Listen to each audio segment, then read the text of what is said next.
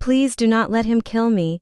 Those were the frantic, muffled words my daughter choked out over the phone right before my entire world shattered into pieces. Behind her desperate voice, the background noise painted a horrifying picture of shattering glass, a man roaring in blind fury, and absolute, paralyzing terror. By the time my truck screeched to a halt outside her house 10 minutes later, the chaotic scene shifted rapidly. I had my son-in-law, Owen, pinned flat on the kitchen floor, my knee driving firmly into his shoulder blade as two deputies burst through the door. Owen was screaming at the top of his lungs that an old man had randomly assaulted him, but the responding officers completely ignored his dramatic theatrics. They were looking directly at me, noticing the effortless precision with which I controlled his wrist without causing unnecessary injury. Military veterans always recognize the signs of advanced tactical training, noting the rhythmic breathing and total situational awareness. One deputy studied my posture for a moment before asking if I had served in the armed forces. I kept my gaze fixed forward, simply stating that I was retired Navy, deliberately leaving out my decades with the SEAL teams. 3 months prior to that chaotic night, nobody in our tight-knit Southern community would have ever predicted such a violent climax to their marriage. Owen Vance was a 39-year-old luxury boat salesman with blinding white teeth, an expensive haircut, and a suffocatingly loud opinion on every topic. He carried himself with the arrogant swagger of a man who genuinely believed the world owed him a standing ovation just for existing. When he first married my daughter, Clara, I desperately tried to find common ground because I wanted her to be happy. After my beloved wife passed away from pancreatic cancer over a decade ago, Clara was the only family I had left in this world. So, when she first brought Owen home with that bright, teenage glow in her eyes, I intentionally chose to overlook the warning signs. I ignored his constant bragging, his heavy drinking, and the subtle way he minimized her thoughts during dinner. Clara would always laugh nervously whenever he made her the butt of his cruel jokes, and I falsely assumed they were just navigating normal marital growing pains. My name is Arthur Vance, a 68-year-old retired veteran living a quiet, solitary life in a coastal North Carolina town where appearances mean everything. The locals simply know me as the stoic old guy with the scratched pickup truck and a loyal golden retriever named Ranger. They see me selecting produce at the morning markets, repairing lawnmowers for elderly neighbors, or sitting alone at the local diner drinking black coffee. I spent 26 years inside the shadow world of naval special warfare, and by the time I retired, I wanted absolutely nothing to do with noise or adrenaline. The very first time I realized something was deeply fractured in Clara's marriage was during a family Thanksgiving dinner 2 years back. Clara had spent the entire morning preparing a massive feast, utilizing the exact recipes her late mother had lovingly passed down to her. She accidentally left the turkey in the oven a few minutes too long, resulting in slightly dry meat but nothing catastrophic.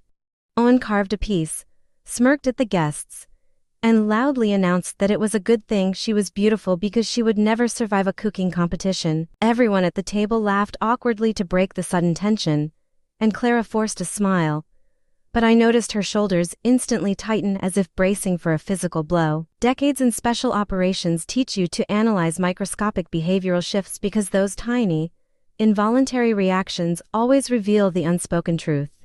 After that uncomfortable holiday, I began watching their interactions with hyper-focused scrutiny, noting how he mocked her clothing choices and snapped over trivial mistakes. He constantly corrected her stories in public, utilizing small humiliations to slowly chip away at her self-esteem while she silently endured the emotional cutting. During a humid July evening, I invited the couple over for a casual backyard barbecue alongside a few of my closest neighborhood friends. Owen arrived already smelling strongly of cheap bourbon beneath his expensive cologne, and he immediately gravitated toward the grill where I was working. He watched me flip burgers, laughing loudly as he remarked that I was the most unnaturally calm old man he had ever encountered. When I quietly smiled and shrugged, he pushed further, mockingly asking the neighbors if they thought I had just filed paperwork during my military career. The backyard grew uncomfortably silent as Owen dramatically waved his beer bottle, claiming that old military stories were almost always wildly exaggerated for effect. I simply flipped another burger without offering a single shred of emotional reaction, which visibly frustrated him since bullies desperately crave a dramatic response. A few moments later, Clara stepped into the kitchen to help me carry the heavy serving platters inside the house. Alone in the quiet room, she whispered a soft apology while keeping her face turned away from my direct line of sight. I caught a glimpse of a faint, purple bruise near her left wrist that was only partially concealed by heavy cosmetic makeup. When I gently asked her what happened, she immediately pulled her long sleeve down and begged me to drop the subject. That single word, spoken with absolute terror rather than irritation, told me everything I desperately needed to know about her reality. That night, I sat alone in my dark garage workshop while the summer rain drummed rhythmically against the metal roof. I opened an old, dust-covered military footlocker and retrieved a small, laminated card containing emergency communication codes I had taught her as a teenager. It was a safety system we practiced like a game back then, but I had made her swear to memorize one absolute rule. If she ever sent the primary distress code, it meant she was in immediate danger, and I would come instantly without questioning her.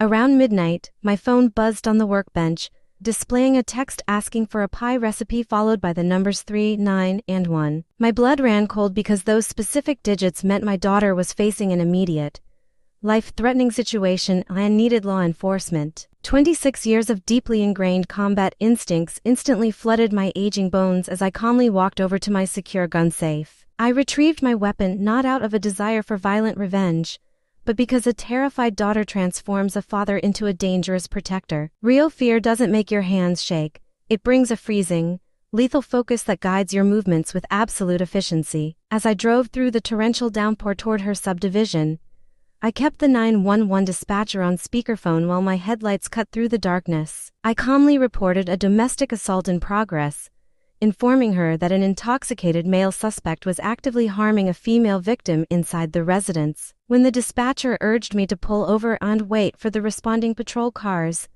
I quietly refused, stating that I would handle the situation until they arrived. I disconnected the call before she could argue further, parking my truck across the street from Clara's brightly lit suburban home. The muffled sound of Owen's drunken shouting echoed through the damp night air before I even stepped out onto the wet pavement. I crossed the manicured front lawn silently, utilizing the careful balance and weight distribution that old age hadn't completely stolen from my joints. Peering through the front window, my worst nightmares were validated as I saw Clara backed against the kitchen counter with a bleeding lip. Owen was standing inches from her face, violently gripping her wrist while shattered glass from a broken vase littered the hardwood floor. I slipped through the unlocked rear patio door without making a single sound, moving toward the kitchen like a ghost in the shadows. Owen was busy screaming insults, asking her if she honestly believed her old man was going to save her from this lesson. Clara caught sight of me over his shoulder, her eyes widening in sheer shock as she breathed out a terrified gasp. Owen spun around with a drunken, arrogant laugh, mockingly calling me a retired nobody who was hiding out in a garage.